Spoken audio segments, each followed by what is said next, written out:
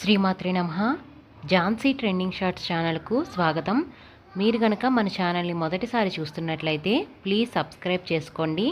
మరిన్ని devotional stories కోసం మన ఛానల్ని అందరికీ షేర్ చేయడం మర్చిపోవద్దు. ఈ వీడియో కనుక మీకు నచ్చినట్లయితే ప్లీజ్ ఒక లైక్ అయితే ఇవ్వండి. శ్రావణ ద్వాదశి నాడు వామనమూర్తి అయి పుట్టారు. చిన్న పిల్లవాడు వెళ్ళాడు బలిచక్రవర్తి చేస్తున్నటువంటి యజ్ఞవాటం దగ్గరికి. కొందరితో చర్చించును, కొందరితో జటలు చెప్పు గోష్ఠించేయున్, కొందరితో తర్కించును, కొందరితో ముచ్చటాడు, కొందరు నవ్వున్. వాళ్ళతో వేదం గురించి మాట్లాడుతున్నాడు. మీ గురువు గారు ఎవరంటున్నాడు, మీరు స్వరం తప్పు చెప్పారంటున్నాడు, ఈ పన్నం ఎక్కడదంటున్నాడు. వాళ్ళందరూ తెల్లబోతున్నారు. ఈ పిల్లాడేమిటి, ఈ తేజస్సు ఏమిటి, ఇంతున్నాడు, ఈ వామనమూర్తి ఏమిటి, ఎక్కడి నుంచి వచ్చాడు, ఇప్పుడే ఉపనయనం చేసుకున్న వాళ్ళే ఉన్నాడు, అబ్బో అబ్బోయి అంతంతంగా ఉన్నాడు, శుంభుండో హరుడో పయోజభవుడో చండాంశుడో వహ్నియో దంభాకారత వచ్చకాక ధరణి ధాత్రీసురుండెవ్వడి శంభోద్యోతనుడి పయోజభవుడంచున్ విస్మయభ్రాంతులై సంభాషించిరి బ్రహ్మచారికని తత్సభ్యుల్ రహస్యంబునన్. ఎవర్రావి ఈ పిల్లాడు, పరమశివుడు వచ్చాడా, అగ్నిహోత్రుడు వచ్చాడా? వాళ్ళు తెల్లబోయారు. వెళ్ళాడు బలిచక్రవర్తి దగ్గరికి వెళ్ళి, ఏమీ తెలియని వాళ్ళ ఏమి కావాలో అడగవయ్యా ఇచ్చేస్తానన్నాడు. గొడుగో జన్నిదమో కమండలయో నాకు ముంజియో దండమో బడుగేనెక్కడ కరుల్ వామాక్షుల శ్వంబులెక్కడ నిత్యోచిత కర్మమెక్కడ మలాకాంక్షితంబైన 3 అడుగుల మేర ఎత్రోబకిచ్చుటదే బ్రహ్మాండంబు నా పాలికిన్. నాకెందుకయ్యా అవిస్తానంటావు, నాకు అవన్నీ అక్కర్లా, 3 అడుగుల నేల చాలు. అది కూడా ఎలా 3 అనలేదు, 1-2 అడుగుల మేర ఇమ్ము సొమ్ము మేరయల్లా కోర్కెతీర బ్రహ్మ కూకటి ముట్టేద దానకుతుక సంతత అనవేంద్ర అన్నాడు. 1-2 అడుగులు ఇమ్మన్నాడు. 2 అంటే 1 భూమి, 1 పైన ఆకాశం కొలిచేస్తా, 3వ అడుగు ఎక్కడ పెట్టనని అడుగుతా. ముందే చెప్పాడు. 1-2 అడుగుల మేర ఇమ్ము సొమ్ము మేరయొల్లా కోర్కెతీర బ్రహ్మ కూకటి ముట్టేదా బ్రహ్మాండం అంతా ఇచ్చేసినట్టే ఇచ్చానను అన్నాడు. పొంగిపోయాడు. రమ్మా మానవ కొత్తమ చెమ్మా నీ వంచితంబు లేదనకిత్తున్ రమ్మ తెమ్మా నీ పాదమ్ములు కడిగెదనే సుమ్మా అంటూ ఆ బంగారు పాత్ర తీసుకొచ్చి వింజావళి నీళ్లు పోస్తుంటే కాళ్ళు కడిగి ఇచ్చేయడానికి సిద్ధపడ్డాడు. గబగబా పరిగెత్తుకొచ్చాడు శుక్రాచార్యుల వారు. ఊరే చాలా కాలానికి దేవలోకం గెలిచి ఇంద్రుడిని గెలిచావురా, వచ్చినవాడు ఎవరో తెలుసా? శ్రీ మహావిష్ణువు. ఇచ్చేస్తానంటున్నావు పిచ్చాడా? ఇచ్చిన తర్వాత కొలుస్తాడు. 2 అడుగుల్లో అన్నీ కొలిచి 3వ అడుగు ఎక్కడెట్టనని నీ నెత్తి మీద పెడతాడు. నా మాట విను, ఇవ్వనను వారిజక్షులందు వైవాహికములందు ప్రాణవిత్తమాన భంగమందు జిగిత గోకులాగ్ర జన్మరక్షణమందు పలికి బొంకవచ్చు పాపంబు లేదు అనుహ అన్నాడు. ఏం పర్వాలేదని కొన్ని సందర్భాలు చెప్పి అవన్నీ ఇప్పుడు పాటించకూడదండోయ్ ఆ యుగంలో నీతి. కాబట్టి ఏం పర్వాలేదు, అబద్ధం చెప్పి అన్నాను కానండి నేను ఇవ్వనండి అని అంటే పత్రికలు వక్రీకరించాయి అన్నట్టుగా అని అన్నాడు. అంటే ఆయన అన్నాడు, అన్నన్నా ఎంత మాట అండి, ఒకసారి ఇస్తానన్నానంతే, ప్రాణమే పోనివ్వండి, నాకు భయం లేదు. అయినా గురువుగారు నేను మాట అంటాను, ఇవ్వద్దంటారేంటి? ఆదిన్ శ్రీసతి కొప్పుపై తనువుపై అంశోత్తరీయంబుపై ఆ పాదాబ్జంబులపై కపోలతటిపై పాలిండ్లపై నూత్న మర్యాదం చెందు కరంబు క్రిందగుట ఆపైనా కరంబుంటమేల్ కాదే రాజ్యము గిజ్జమున్ సతతమే కాయంబు నాపాయమే అన్నాడు. లక్ష్మీదేవి తల మీద, కొంగు మీద, పాదాల మీద ఆవిడ ఒళ్ళంతా తడిమి ఆవిడ పొంగిపోయేటట్టు ఉండగలిగినటువంటి ప్రీతితో సత్కారమును పొందగలిగిన చెయ్య లోకములను రక్షించగలిగిన ఇందరికీ కోరికలను తీర్చే చెయ్యి, కందువకు మంచి బంగారు చెయ్యి అంటారు హనుమాచార్యుల వారు. ఆ చెయ్యి కింద, నా చెయ్యి పైన, ఇన్నాళ్ళకి అందరికీ ఇచ్చేవాడు కింద పెట్టాడు, నేను ఆయనకి ఇచ్చేవాడిని అయ్యాను. ఇవ్వద్దంటారేమిటి? రాజ్యమే పోనివ్వండి, నా శరీరమే పోనివ్వండి, ఇచ్చేస్తా అన్నాడు. ఓహో, ఇందుకోసమా యాగం చేయించి నీకు రాజ్యం ఇప్పించింది, అట్లాగే నీ రాజ్యము నశించిపోవుగాక. ఏమైంది? ఇందుకోసం కదండి వచ్చాడు, అంతే ధారపోసేశాడంతే. విప్రాయ ప్రకటం వ్రతాయ భవతే విష్ణుస్వరూపాయతే తత్ప్రామాణ్య విధే త్రిపాదస్య ధరణిం దాస్యామి అంచున్ క్రియాక్షిప్రుండై ధనుజేశ్వరుండు వడుగున్ చేసాచి పూజించి బ్రహ్మప్రీతం అని ధారబోసి భువనం ఆశ్చర్యమం పొందగాను. ఆ నీళ్లు ధారబోశాడు. ఇంతంతై వటుడు ఇంతయ్యి మరియుతాన్ ఇంతయ్య భోవీధిపై అంతై తోయిదమండలగ్రమన కల్లంతై ప్రభారాశిపై అంతై చంద్రునకంతయ్యి ధ్రువునిపై అంతై మహర్వాటిపై అంతై సత్యపథోన్నతుండగుతు బ్రహ్మాండాంత సంవర్ధి. అన్ని లోకాలు కొలిచేశాడు. 3వ అడుగు ఎక్కడ పెట్టనన్నాడు. సునృతంబు కాని నుడువదు నా జింహ బొంకజాల నాకు బొంకు లేదు, నీ తృతీయ పదము నిజము నా శిరమున నెలవు చేసి పెట్టు మహితాత్మ అన్నాడు. నా మాట వమ్ముపోవడానికి వీల్లేదు, నా తల మీద పెట్టు 3వ కాలు అన్నాడు. అయిపోయి అయినా ఇస్తానన్న మాటకి కట్టుబడిపోయావు కాబట్టి నిన్ను నేను తీసుకెళ్లి పాతాళలోకానికి అధిపతి చేస్తున్నాను, ఎవ్వరూ దర్శించడానికి కూడా వీలు లేని నా లోకాన్ని తర్వాత నువ్వు పొద్దుదు కానీ నాలో ఐక్యం అవుదు కానీ అని వరం ఇచ్చాడు. కాబట్టి గురువుల అనుగ్రహానికి దూరం అవడం, దూరం అయింది. బలిచక్రవర్తి దెబ్బతిన్నాడా లేదా? అంతకాలం ఓర్చాడా లేదా ఇంద్రుడు? అప్పుడు ఆ రాజ్యాన్ని అంతటినీ ఇంద్రుడిని పిలిచి ధారపోశాడు ఉపేంద్రుడిగా, ఇంద్రుడికి తమ్ముడిగా అన్నగారికి రాజ్యం ఇచ్చాడు.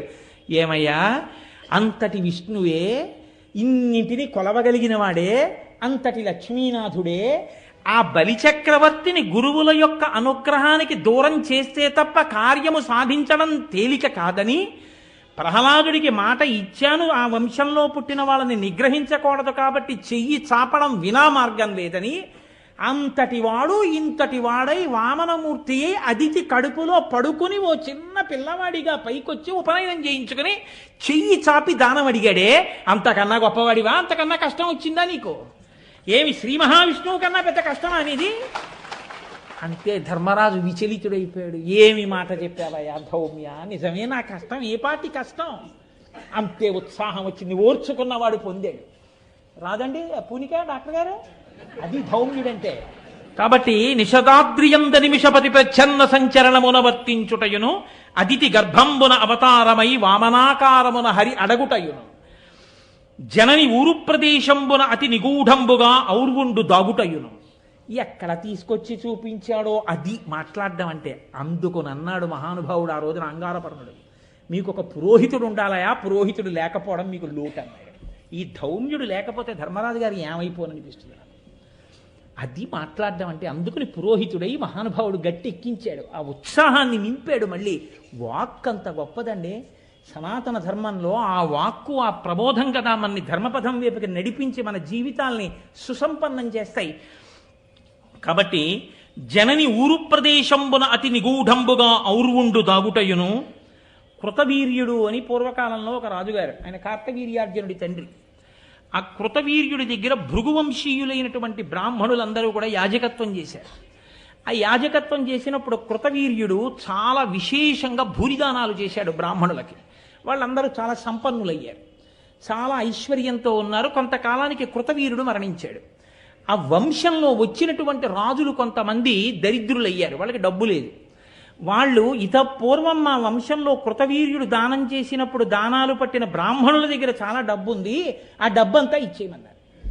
కొంతమంది బ్రాహ్మణులు తిరిగి ఇచ్చేశారు, కొంతమంది భూమిలో పాతి దాచేశారు, కొంతమంది ఇవ్వకుండా డబ్బట్టుకుని అరణ్యాలకు పారిపోతే ఈ కృతవీర్యుడి వంశంలో వచ్చిన రాజులు బ్రాహ్మణుల్ని వెతికి వెతికి వేటాడి చంపేయమన్నాడు. అంటే ఆ వంశంలో పుట్టిన వాళ్ళు ఉద్ధతితో బయలుదేరి గర్భంలో పిండాలతో ఉన్నటువంటి గర్భిణీ స్త్రీలను కూడా విడిచిపెట్టకుండా కనపడ్డ భృగువంశీయులందరినీ మట్టుపెట్టారు. ఒక తల్లి తన కడుపులో ఉన్నటువంటి పిండం జారిపోకుండా కాపాడుకుని ఆ పిండాన్ని తన తొడలోకి తీసుకొచ్చి కాపాడింది. అలా ఎన్నేళ్లున్నాడో తెలుసా అండి ఆ పిల్లాడు? 100 సంవత్సరములు ఉన్నాడు తొడలో. ఆమె తొడలో దాచుకుంది తన శక్తి చేత.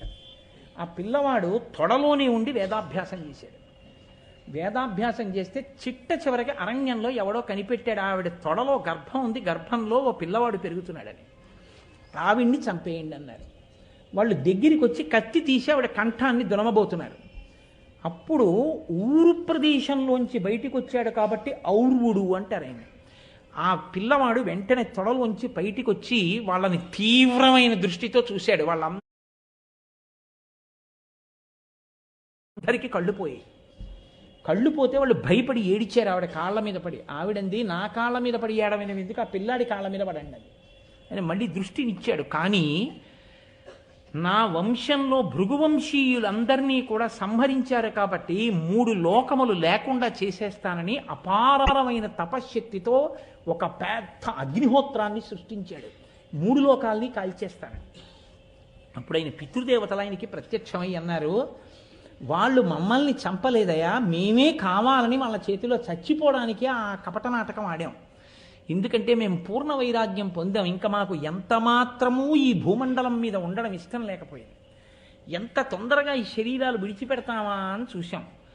మా అంత మేము చచ్చిపోతే అపరాధం. అందుకని రాజదండనకి గురి అవడం కోసం నేరము కాని పని చెయ్యాలి. ప్రభువు ఆగ్రహానికి గురి కావాలి. అది మాకిచ్చిన సొత్తు, మేము దాచుకుంటే తప్పు కాదు. మేము దాచుకున్నాం, ఆయనకు ఆగ్రహం వచ్చి చంపేస్తాడని తెలుసు. అలా చంపేస్తే తొందరగా శరీరాలు వదిలిపెట్టి ఊర్ధ్వలోకాలకు వెళ్ళిపోదామని కావాలని ఆ పని చేసి మేము వదిలాం. తెలియక వాళ్ళు అనుకున్నారు మేమే చంపామనుకున్నారు. నువ్వేమనుకున్నావంటే మమ్మల్ని వాళ్ళు చంపారనుకుని ఇప్పుడు 3 లోకాల్ని కాల్చడానికి అగ్నిహోత్రాన్ని సృష్టిస్తున్నావు తపస్సు చేసి. నాయనా, నీ కోపాన్ని ఉపసంహారం చెయ్యన్నారు. నా కోపాన్ని ఉపసంహారం చేశాను, కానీ నేను తయారు చేసి లోకం మీద విడిచిపెట్టేయడానికి సిద్ధంగా ఉంచిన ఈ అగ్నిహోత్రాన్ని ఇప్పుడు ఏం చేయనని అడిగాడు. అయితే వాళ్ళన్నారు, ఈ అగ్నిహోత్రాన్ని గుర్రం రూపంలో సముద్ర గర్భంలో ప్రవేశపెట్టు, బడబాగ్ని అని పిలుస్తారు. అది సముద్ర గర్భంలో ఉంటుంది. అదే ఉప్పెన రూపంలో వచ్చినప్పుడు అందులోని కణికే కనపడుతుంటుంది. సముద్రం వేడి నీరు వచ్చిందని, అగ్నిహోత్రం కనబడి పెద్ద ప్రకాశం కనపడింది అంటూ ఉంటారు. ఆ అందులో బడబాగ్నిగా ఉండిపోయింది ఔరువుడి యొక్క కోప జ్వాల. ఆయన తపస్సు చేసి సృష్టించిన అగ్నిహోత్రమే హయ రూపంలో, గుర్రం రూపంలో అందులో ఉండిపోయింది, సముద్రంలో బడబాగ్నిగా ఉండిపోయింది. కాబట్టి సముద్రంలో విడిచిపెట్టమన్నారు. సముద్రంలో విడిచిపెట్టాడు. ఏమయ్యా, తల్లి కడుపులోంచి 9 నెలలు దాటగానే లోపల ఉండలేక తల కిందకి కాళ్ళు పైకి ఉండి తన మలమూత్రములు తానే అందులో విసర్జించుకుని అమ్మ పెట్టినటువంటి అన్నం నాభిగొట్టంలోంచి లోపలికి ఎక్కుతూ ఉంటే లోపల శరీరం పెరిగిపోతుంటే ఇరుకులో ఉండలేక 9 నెలలు దాటగానే జీవుడు పరమేశ్వరుణ్ణి ప్రార్థన చేస్తాడు. ఈశ్వర, ప్రసూతివాయు రూపంలో నన్ను బయటికి తోసేవా అని అడుగుతాడు. అప్పుడు ఈశ్వరుడు బయటికి తోసేస్తే అమ్మయ్యా బయటికి వచ్చాననుకుంటాడు. గర్భస్థ నరకం. మరి ఔరువుడు ఎన్నేళ్ళు ఉన్నాడు అమ్మ తొడలో? బయటికి వచ్చి నేర్చుకోవలసిన విద్యలన్నీ తొడలో పడుకుని చదువుకున్నాడు. ఇంత కష్టపడి చదువుకున్నది ప్రతీకారం కోసం చదివాడు. ఇంత ప్రతీకారం తీర్చుకుందాం అనుకునే వేళటికి పితృదేవతలు ఇలా మాట్లాడితే అగ్నిహోత్రాన్ని తీసుకెళ్లి సముద్రంలో విడిచిపెట్టాడు. ఎంత కష్టపడ్డాడయ్యా ఔరువుడు! అంతకన్నా పెద్ద కష్టం వచ్చిందా నీకు 1 సంవత్సరం అజ్ఞాతవాసం చేయడానికి? ఎంత పెద్ద మాట చెప్పారండి, ఎంత గొప్ప సన్నివేశం చెప్పారండి. ఇది ధౌమ్యుడంటే. జనని ఊరు ప్రదేశంబున అతి నిగూఢంబుగా ఔర్వుండు దాగుటయును, ధేను శరీర విలీనుడై అజ్ఞాతచర్య మార్తాండు సలుపుటయును. మధ్యందిన మార్తాండు అంటారు. లోకములను శిక్షించగలిగినటువంటి, తపింప చేయగలిగినటువంటి శక్తి కలిగినటువంటి పరమాత్మ అనేకమైనటువంటి స్థితులలో గుర్రం రూపాన్ని దాల్చాడు. ఒకానొకప్పుడు తన భార్యయే గుర్రం రూపంలో విహరిస్తోందని తెలుసుకుని తాను కూడా గుర్రం రూపాన్ని పొంది ఆమెతో కలిసి క్రీడించి పుత్రుణ్ణి కన్నాడు.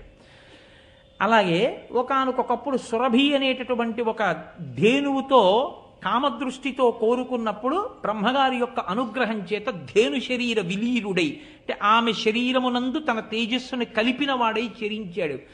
అంతటి మార్తాండ స్వరూపం ఉన్నవాడు అంతటి కష్టాన్ని పొందాడు ఒకప్పుడు ప్రియభామిని యొక్క సమాగమం కోసమని. ఏమి అంతకన్నా పెద్ద కష్టం నువ్వు పడుతున్నావా? వినమే, ఇట్లు వడిన వీరులు పదపడి తమకు అగ్గమైన తరి జయింపరెట్లు ప్రబల రిపుల. అంతంత పెద్ద పెద్ద శత్రువుల్ని గెలవడం కోసమని ఇంతంత మహానుభావులు ఇన్నిన్ని కష్టాలు పడి 100,000 సంవత్సరములు కష్టాలకి ఓర్చారు. ఓర్చి తిరిగి తమ తమ స్థానములను తాము దక్కించుకున్నారు. ఆ ఓర్పు ఉంది కాబట్టి, కాలం ఎదురొచ్చినప్పుడు తట్టుకుని నిలబడ్డారు కాబట్టి ఇవాళ మళ్ళీ వాళ్ళు ఆ స్థితిలో నిలబడ్డారు. ధర్మజ, నువ్వు ఆ స్థితిని వదిలిపెట్టేస్తే, నువ్వు ఆ ఓర్పుని కోల్పోతే నువ్వు ఎలా ఈ కష్టాన్ని తట్టుకుంటావు? ఎలా కాలానికి ఎదురు నిలబడగలుగుతావు? కాబట్టి నీవు కూడా ఆపద కోర్చుకొనుచు భంగపాటు తీర్చుకొనము. నీకు వచ్చిన ఆపదని ఓర్చుకుని నిలబడగలిగావా నీకు వచ్చిన భంగపాటు తీర్చుకుంటావు. నీకు ఎవరు కష్టం కల్పించారో వాళ్ళని ఓడించి రాజ్యభ్రష్టుల్ని చేసి మళ్ళీ నువ్వు రాజ్యం పొంది నీ తమ్ముళ్ళు సుఖం పొందాలంటే ఓర్చుకోవడం రావాలి నీకు. ఆపదని ఏడాది ఈ ఓర్చుకోవడం అన్నది పోయి దుఃఖం వచ్చేసిందా ఆ ఓర్పు పోతుంది. అందుకని తాళు, ఓర్చుకో, ఆపదని తట్టుకో. ఈ మాటలు విన్నాడు ధర్మరాజు. అంతే, వెంటనే అన్నారు ఉపశమనం పొందాడు. మళ్ళీ స్వస్థితిని పొందాడు. నిజమే, నేను ఇలా విచలితుడను కాకూడదనుకున్నాడు. వాక్కు ఎంత గొప్పదో మీరు చూశారా? ఆ సమయానికి అలా చెప్పగలిగిన పురోహితుడు దొరికాడు కాబట్టి ధర్మరాజు గారు మహానుభావుడు మళ్ళీ చక్కటి స్వాంతన పొందాడు. ఇప్పుడు పాండవులందరూ కలిసి అజ్ఞాతవాసానికి బయలుదేరాలి. ధర్మరాజు అన్నాడు, ఒకసారి భీముడి వంక చూశాడు. ఆయన పెద్ద బెంగంతా భీముడి గురించి. ఎలా వింటాడు మాట? ఆయన అననే అన్నాడు, అర్జునుడని ఏనుగుని ఆ రోజున నువ్వు వదిలేసి ఉంటే కౌరవులనే పద్మాలున్న వనాన్ని ఎప్పుడో కలచివేసి మనం ఈ పాటికి సింహాసనం మీద కూర్చుందాం అన్నయ్యా. వద్దు వద్దు అన్నావు కదా ఆ రోజున. అన్నావు, ఇదే భయం రా తమ్ముడా నీతో. ఎప్పుడు గభాలను బయటపడిపోతావో, ఎప్పుడు కోప్పడిపోతావో, ఎవరిని ఆ భుజాదండంతో మద్దించేస్తావో భయం అని మనసులో అనుకుని, ఇంతంత గొప్ప గొప్ప స్వరూపాలున్న భీమ, అర్జున, నకుల, సహదేవులు, ఈ ద్రౌపదీదేవి ఎలా అజ్ఞాతవాసం చేయడం ఎలా మనకి కుదురుతుంది? అసలు మన రూపాలే ఇంత గొప్ప జుటితో ఉంటాయి కదా, వీటిని ఎలా దాచడం? ఏ మేకప్ వేస్తే దాగుతుందా కాంతి? అగ్నిహోత్రాన్ని ఏ బట్ట చుట్టి దాస్తారు? వెనకటికి ఎవరో వెర్రాడు, కొబ్బరి బొండాలు ఎవరో రాత్రులు ఎత్తుకుపోతున్నారని మడిబట్ట కట్టేట. అలాగా అగ్నిహోత్రానికి బట్ట కట్టి అగ్నిహోత్రం కనపడకుండా ఆపగలరా మీరు? అలా ఉంటుంది. కనుక ఎలాగ ఇప్పుడు వీళ్ళందరూ అజ్ఞాతవాసంలో పైకి దొరకకుండా మసిలేట్టు చూడడం. అర్జునుడు అన్నాడు, ధర్మదేవత నీదు సత్కర్మమునకు మెచ్చి ఎంతయు ప్రీతిమై ఇచ్చినట్టి వరము కలుగంగా మనమేమి వర్తనమున ఎచటనున్నను వరుల నిరుగనగునే వరులకు నిరుగనగునే. అన్నయ్య ఎందుకు బెంగ పెట్టుకుంటావు? ధర్మదేవత నీకు వరం ఇచ్చింది కదన్నయ్య. అజ్ఞాతవాస కాలంలో మీకు ఏ ఇబ్బంది రాదు, మిమ్మల్ని ఎవరు గుర్తించలేరు అని చెప్పింది కదా. కాబట్టి అన్నయ్య బెంగ పెట్టుకోక, మనల్ని ఎవరు గుర్తించరు, మనం అజ్ఞాతవాసం పూర్తి చేస్తామన్నాడు. ఎక్కడది ఈ ధర్మదేవత వరం? ఇది అరణ్య పర్వంలో జరిగింది. ఒకానొకప్పుడు పాండురాజు గారు నలుగురు తమ్ముళ్లతో కూర్చుంటే ఓ బ్రాహ్మణుడు పరిగెత్తుకొచ్చి ఆయన అన్నాడు, నేను నా అరణిని తీసుకెళ్లి చెట్టు కొమ్మకి తగిలించుకున్నాను. ఒక లేడీ అటుగా పరిగెడుతూ వచ్చి చెట్టును గుద్దుకుంది. ఆ అరణి జారి దాని కొమ్ముకి పడింది. ఆ కొమ్ముకి తగిలిన అరణితో లేడీ పారిపోయింది. ఆ అరణి లేకపోతే నా నిత్యకర్మానుష్ఠానం నడవదు. కాబట్టి ధర్మజ వెళ్ళి నాకు ఆ అరణిని తెచ్చిపెట్టా, లేడీని పట్టి అన్నాడు. అరణి అంటే మీరు చూసి ఉంటారు, ఆ వెంకటేశ్వర వైభవోత్సవాల్లో మొదటి రోజున ఆరణి మంధనము అని లౌకికాగ్నితో వెలిగించకూడదు యజ్ఞంలో అగ్నిహోత్రాన్ని. అందుకని ఆ కొయ్యతో చేయబడినటువంటి దాంట్లో కొద్దిగా పదార్థాన్ని ఉంచి తిప్పితే ఆ వేడికి పైకి, ఆ ఘర్షణకి నిప్పు పైకి వస్తుంది. అలా మధించేటటువంటి ప్రక్రియకి ఉపయోగపడే సాధనాన్ని అరణి అంటారు. అది ప్రతిరోజు అగ్నిహోత్రం చేసే అలవాటు ఉన్నటువంటి బ్రాహ్మణులకు ఉపయోగపడేటటువంటి సాధనం. అది లేకపోతే నిత్యాగ్నిహోత్రం నడపడం కష్టం. కాబట్టి ఆ అరణిని తెచ్చిపెట్టమన్నాడు. మీరు జాగ్రత్తగా గమనించాలి. 5 పరిగెత్తారు అన్నాడు. ఒక లేడీకి 5 పరిగెత్తాలండి? అందులో అర్జునుడు చాలడా? కాదు. ఎందుకు 5 పరిగెత్తారంటే, ఒక బ్రాహ్మణుడికి వచ్చిన కష్టాన్ని, ఒక వేదం చదువుకున్న వాడికి వచ్చిన కష్టాన్ని, వాడి నిత్యకర్మానుష్ఠానికి వచ్చిన వైక్లభ్యాన్ని తొలగించడంలో పాండవులకి ఉన్నటువంటి నిష్ఠ అటువంటి. కాబట్టి ఇప్పుడు 5 పరిగెత్తారు. 5 లేడీ మీద బాణాలు వేశారు. చిత్రం ఏమిటంటే, దొరికి ఆ లేడీ దొరకకుండా తప్పించుకుని అరణ్యంలో పారిపోతూనే ఉంది. ఆఖరికి పాండవులు లేడీని వెతుకుతూ అరణ్య మధ్యంలోకి వెళ్ళిపోయారు. ఓ మర్రి చెట్టు కింద కూర్చున్నారు. విశేషమైన దాహం వేసింది. ధర్మరాజు గారు అన్నాడు, నకులుణ్ణి పిలిచి, నకులుణ్ణి పంపడానికి ఒక రహస్యం కూడా ఉంది. ఓ అక్కర్లేని ప్రస్తావన ఒకటి తీసుకొచ్చాడు నకులుడప్పుడు. అందుకని ఆయన్ని పంపడం కోసమని అన్నాడు, నీ సోదరులు దాహంగా ఉంది, అందుకని నువ్వు చెట్టు మీదకెక్కి చూసి ఇక్కడెక్కడైనా నీటి కయ్య కనపడితే దాహం తీర్చుకోవడానికి నీళ్లు పట్టరా, నువ్వు తాగి నీళ్లు పట్టరా అన్నాడు. అంటే ఆయన చెట్టెక్కి చూసి దూరంగా కనపడుతోంది అన్నయ్య, నేను వెళ్ళి నీళ్లు తెస్తానని ఆ సరోవరం దగ్గరికి వెళ్ళాడు. వెళ్ళి నీళ్లు తాగుదామని దిగుతుంటే అదృశ్య రూపంలో ఎవరో పలికారు, ఈ సరోవరం నాది, నువ్వు లోపలికి దిగి నీళ్లు తాగడానికి వీల్లేదు, నా ప్రశ్నలకు జవాబు చెప్పి అప్పుడు నీళ్లు తాగాలి. నీ ప్రశ్నలకి నేను జవాబు చెప్పడం ఏమిటని నీళ్లు తాగేశాడు. వెంటనే ప్రాణములు పోయినవాడు ఎలా పడిపోతాడో అలా పడిపోయాడు ఒడ్డున. నకులుడు రాలేదు, సహదేవుడు వెళ్ళాడు. సహదేవుడు రాలేదు, భీముడు వెళ్ళాడు. భీముడు రాలేదు, అర్జునుడు వెళ్ళాడు. 4 పడిపోయారు. ఇప్పుడు కట్టకడపటన ధర్మరాజు గారే వెళ్ళారు. ధర్మరాజు గారే వెళ్ళి ఆయన కూడా నలుగురిని చూసి ఆశ్చర్యపోయారు. యుద్ధం జరగలేదు, ఏ జాడలు లేవు, వాళ్ళ ఒంటి మీద గాయాలు లేవు, సామాన్యులు కాదు, కులపర్వతాలు లాంటి వాళ్ళు, వీళ్ళు పడిపోవడం ఏంటి అని దప్పిక తట్టుకోలేక నీటి కోసం దిగాడు. మళ్ళీ ఇదే మాట వినపడింది, నేను కొంగ రూపంలో ఈ నీటికంతటికి రక్షకుడిగా ఉన్నాను, ఈ సరోవరం నాది, నా ప్రశ్నలకు జవాబు చెప్పి నీళ్లు తాగు అంది. ఆయన అన్నాడు, ఒక పక్షి నా తమ్ముళ్ళని పడగొట్టలేదు, అంత శక్తి లేదు, మీరెవరో దేవతా స్వరూపులు, సరే మీరు అడగండి, నాకు చేతనైతే చెప్తానన్నాడు. అప్పుడే వచ్చే యక్ష ప్రశ్నలు అంటారు. యక్షుడి రూపంలో వచ్చి నిలబడింది ఎదురుగుండా. నిలబడి చాలా ప్రశ్నలు అడిగింది. అవన్నీ అరణ్యపర్వం చెప్పినప్పుడు మీరు విందురు కానీ చాలా చిత్రమైనటువంటివన్నీ ఉంటాయి అందులో. మనం తెలుసుకోవలసినవి, నిత్య జీవితంలో తెలుసుకోవలసినవి ఎన్నో ఉంటాయి. ఇంట్లో దేవతల ఆహారం ఎందుకు తీసుకోరు అని అడిగాడు యక్షుడు. ఇంట్లో కోడి కాని కుక్క కాని పెంచి అది గడప దాటి లోపలికి వస్తే ఆహారాన్ని దేవతలు ముట్టరు. ఆ ఇంట దేవతలు నిత్యము ఉపవాసంతోనే ఉంటారు, ఆకలితో ఏడుస్తూ అని చెప్పాడు ధర్మరాజు. నువ్వు చెప్పింది సత్యం అని చెప్పాడు యక్షుడు. ఎన్నిటిని అడిగాడు మహానుభావుడు. రూపముండి గుండెలేనిది ఏదన్నాడు, రాయి అన్నాడు. సూర్యోదయం దేని వల్ల జరుగుతుందన్నాడు, బ్రహ్మము వల్ల అన్నాడు. దేని వల్ల అస్తమిస్తుందన్నాడు, ధర్మము వల్ల అన్నాడు. దేని వలన నడుస్తుంది అన్నాడు, వేద మంత్రముల యొక్క అనుగ్రహం వల్ల నడుస్తూ ఉంటుంది అన్నాడు. ఎవరు ఆయన్ని అనుగమిస్తారు అని అడిగాడు. ఎన్ని ప్రశ్నలు అడిగాడో తెలుసా అండి? ఒకటి కాదు, రెండు కాదు, సముద్రం కన్నా లోతైంది ఏదని అడిగాడు. ఆడదాని గుండె అని చెప్పాడు. ఎన్ని ప్రశ్నలో వేశాడు. ఇన్ని ప్రశ్నలకి జవాబులు చెప్పాడు.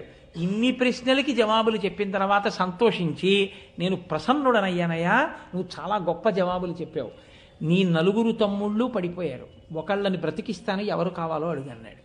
నకులుణ్ణి బతికించమని అడిగాడు. అదేమిటి ధర్మరాజా, భీముణ్ణి అడగాలి, అర్జునుణ్ణి అడగాలి, నీ పగ తీరడానికి వాళ్ళు అవసరం, వాళ్ళిద్దరిని వదిలేసి నకులుణ్ణి అడిగానేమిటి అన్నాడు. అంటే ధర్మరాజు గారు అన్నాడు, కుంతీసుతులలో నేను బతికి ఉన్నాను. ధర్మరాజు, భీముడు, అర్జునుడు ముగ్గురు కుంతీదేవి పుత్రులు. పాండురాజు పుత్రుల్లో ఇద్దరు భార్యలకి, కుంతికి మాద్రికి ముగ్గురు ఇద్దరు. ఆ ముగ్గురులో నేను బతికి ఉన్నాను. నా పినతల్లి మాద్రీసుతులలో ఒక్కడు కూడా బ్రతికి లేడు. అందుకే నా పినతల్లి పుత్రులైనటువంటి నకుల సహదేవుల్లో పెద్దవాడు కనుక నకులుడు బతకాలని కోరుకున్నాను. ఏమి ధర్మనిష్టయా? ఈ ప్రశ్న ఎందుకు అడిగానో తెలుసా? ధర్మం తెలియడం వేరు, ధర్మాన్ని అనుష్ఠించడం వేరు. నువ్వు అలా అడుగుతావా, నీ స్వప్రయోజనానికి భీమార్జునులను అడుగుతావో చూద్దామని అడిగాను. షహబాష్, నీ నలుగురు తమ్ముళ్ళని బతికిస్తున్నానన్నాడు. ఇంకొక వరం అడుగు, ఏం కావాలని అడిగాడు. నా బుద్ధి ఎంత కష్టం వచ్చినా ధర్మము నుంచి తప్పిపోకుండా నిలబడేటట్టుగా నన్ను అనుగ్రహించు అన్నాడు. ధర్మరాజా, ఏమి ప్రశ్న అడిగావయ్యా, ఏమి కోరిక కోరావయ్యా, ఎవడు అడుగుతాడయ్యా ఇటువంటి కోరిక? ఇప్పుడు ఒక వరం నిన్ను అడగమనకుండా నేను ఇస్తున్నాను. ఎదర అజ్ఞాతవాసం రాబోతోంది. అజ్ఞాతవాసంలో మీరు ఏ రూపాన్ని పొందుదామని సంకల్పం చేస్తే దానికి తగినట్టుగా మీరు మారిపోతారు. అందుకే భీముడు వంటలవాడు అవుదాం అనుకుంటే ఎదర మీరు విందురు గాని పద్యాలు తిక్కన గారి రచన ఉంటుంది. ఆయన ఏం కొత్తగా కర్రలు గరిట్లు తెచ్చుకోలేదు, వచ్చేసే అంతే చేతిలోకి. ధర్మరాజు గారి సన్యాసి వేషం వేద్దామంటే కాషాయ బట్టలు వచ్చాయి అంతే, వాళ్ళు సంకల్పం చేస్తే వచ్చాయి. ఇది చెప్తున్నాడు అర్జునుడు. అన్నయ్య, ధర్మదేవత అనుగ్రహం ఉంది. ఆ రోజున ఆ యక్షుడు, నాయన ఎవరో తెలుసా, నేనే యమధర్మరాజుని, నీ తండ్రిని. నా కొడుకు ఇంత కీర్తి పొందాడే ఈ లోకంలో, నిజంగా అంత కీర్తికి అర్హుడేనా అని పరీక్షించడానికి వచ్చాను. నా కొడుకువి నువ్వని పొంగిపోతున్నానయ్యా అని యమధర్మరాజు గారి స్వరూపం ఏమిటో చెప్తాడండి అరణ్య పర్వంలో. అందరూ యమధర్మరాజు గారు అంటే చంపేయడం అనుకుంటారు. పరమ ధర్మస్వరూపం, సత్యం, నిష్ఠ, తపస్సు, దమం, ఇవన్నీ నా స్వరూపాలని చెప్పాడు. కాబట్టి నిన్ను చూసి పొంగిపోతున్నాను రా పుత్రా అన్నాడు. అదిగో ఆ ధర్మదేవత వరం ఉంది కదా అన్నయ్య మనకి. కాబట్టి ఇప్పుడు అజ్ఞాతవాసంలో మన ఎవరు పట్టుకుంటారు? ఆయన వరం ఉండగా మనం ఏ వేషం వేసినా రక్తి కట్టేస్తుందంతే, మన్ని పట్టుకోగలిగిన వాళ్ళు లేరన్నయ్య. కాబట్టి ధర్మదేవత నీదు సత్కర్మమునకు మెచ్చి ఎంతయు ప్రీతిమై ఇచ్చినట్టి వరము కలుగంగా మనమేమి వర్తనమున ఎచటనున్నను ఒరులకు ఎరుగనగునే.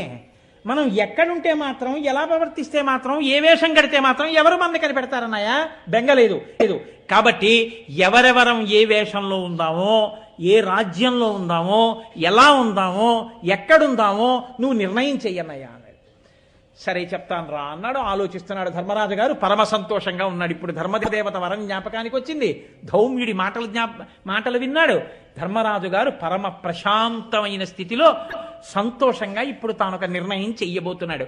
ఈ నిర్ణయం చెయ్యబోతున్నాడు కాబట్టి వాళ్ళ రాత్రికి ధర్మరాజు గారిని అజ్ఞాతవాస ప్రారంభము కొరకు ఎవరెవరు ఏ స్వరూపాలతో ఉంటే బాగుంటుందో, ఏ రూపాల్ని స్వీకరిస్తే జనుల చేత గుర్తింపబడకుండా తమ తేజస్సులను ఆచ్ఛాదించి ఉంచడానికి అవకాశం కలుగుతుందో అటువంటి రూపాల్ని ఎంచుకునేటటువంటి ప్రక్రియలో ఉన్నటువంటి ఘట్టం దగ్గర నిన్నటి రోజు ఉపన్యాసాన్ని నేను పూర్తి చేసి ఉన్నాను. ధర్మరాజు గారు ఎప్పుడూ పెద్దరికమే. తమ్ముళ్ళు ఆయనని అడిగి ఏ పనైనా చేస్తారు.